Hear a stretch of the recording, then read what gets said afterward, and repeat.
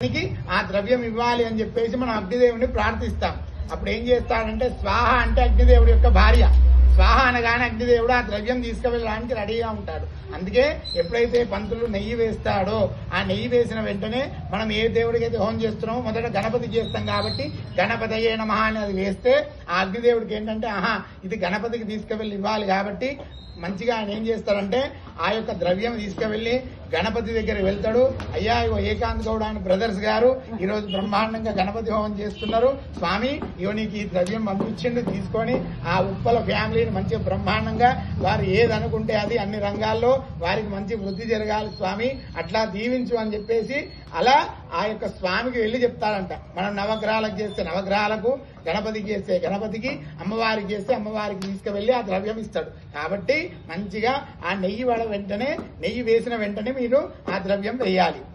మంచిగా 3 వేలతో చిన్ముద్ర అంటారు. ఈ 3 వేలతో వేస్తే మంచిగా స్వామికి ఏ భగవంతునికి ఏది వేసినా ఇట్లా వేయాలని. కాబట్టి మంచిగా మంత్రం ఫాలో అవుతూ వెంటనే మీరు వరిపేలాలు వేయండి, మీరు అటుకులు బెల్లం వేయండి అన్న.